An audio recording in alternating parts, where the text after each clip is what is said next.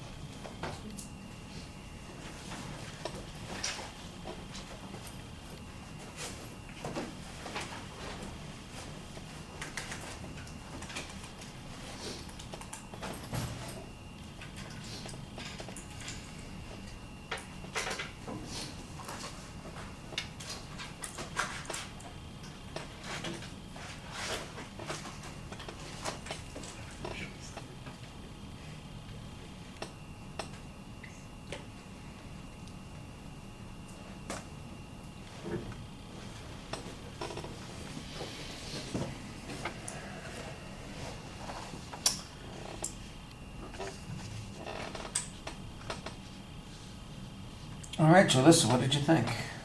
I think the quote as your attention device is really good.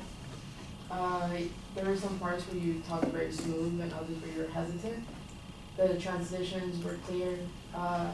In your second point, I felt like you just cut yourself off at the end when I felt like you had more to say. And I only heard one cite source, citing your sources, but maybe I missed another. But overall, I like the topic. Okay. Well, I think the quote in the attention device, I think, works pretty well, and you set up your topic. I know the direction that you're going in. I do think you want to kind of lose that phrase. So for my topic today, I'm going to do that. We know you're giving a speech. Just get to the purpose statement, so you're not doing that kind of thing. You'll be okay. There's a pretty good preview of what the supporting point's going to be. I thought that was reasonable. And then you had a quote on that first point about the benefits of this kind of exercise, which is fine. I thought there was going to be more comparison to the other kinds of exercise and why they don't get you what you want, or why they, in the long run, are, not unworthy, but they're not going to be as complete as this sort of thing is.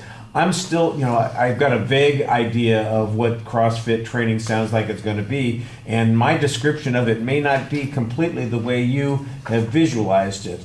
It sounds to me like you're doing a bunch of calisthenics for an hour, basically, and you're not doing, machines or weightlifting or bicycling or whatever they call it, spin or any of that kind of stuff. So it just sounds to me like it's, okay, I'm going to be doing jumping jacks, squats, duck walk, jumping jacks, squats, deep knee bends, jumping jacks, squats, something else, sit-ups, push-ups, pull-ups, that sort of thing, over and over and over again. And I'm not going to be allowed to take a break for an hour. So, good luck on that one. I don't know that that's exactly what goes on, but it sure sounds like it's, a lot more intense. And I think you need to kind of, especially if you're trying to sell it to people who are trying to get into shape, like you said at the beginning, you want to get your summer body in shape. Well, that sounds like a lot of people that you're talking to probably aren't in that kind of shape to begin with. So are they ready to do CrossFit training? Are they able to do that kind of stuff? Is there a way that you could ease them into it and kind of persuade them to, try this sort of thing? Or are you scaring them off from this, at the moment? I've got a summer body, but it's the summer body of 1976, so it's still sitting out there somewhere. Trying to get to that one would be, I'd probably have a heart attack and die based on what you've described here. Other people, I'm sure, maybe feel like they're a little bit better to be able to do some of those kinds of things, but again, I think you got to move us to that particular point, and I'm not sure that you're doing that. You've got to give us a description of what goes on. Like Jalissa, I think you could use a little bit more information about, research on this kind of thing. How much faster can we achieve these goals? How many more? You talked about how you're burning more calories. I'm going, okay, so how many more calories do I burn in an hour of doing CrossFit than I would burn if I was doing a spin class or Pilates or weightlifting or and whatever the other kinds of exercises are? If I'm working on my knee, not my knees, my legs or my arms one day, I'm not, that might do something for muscle development, but is it going to get me the same kind of results that CrossFit's going to do? And your argument is no. So how do you know that? What information is there that shows that? And I'm not getting that kind of information in the presentation. So I think you need a little bit more of that. I do think that you do a couple of things nicely when you're speaking to us. First of all, you're looking at us the whole time. I appreciate that. You seem very engaged and willing to talk to the audience. And you sound like you know what you're talking about for the most part. I appreciate that as well. I do think you could use a little bit more energy in your voice. I know it's early in the morning for a lot of people, although 10:30, 11 o'clock at this point, I don't think it's that early. But it's the middle of the day. Hey, if you were at a CrossFit training thing and you were listening to the trainer, would they be talking to you in the same manner that you're talking to us? No, their energy level would probably be up. Okay, do this. I'm not saying you have to be dancing on your toes the whole time while you're giving the speech, but a little bit more energy to kind of get us in the mood for what you're talking about would be helpful. I'm sure, as you're aware, that the speech is not particularly lengthy. It's about, it's less than half the time that you had allocated. So there's content that you can add to the speech, and you have plenty of time for it. All right, thank you.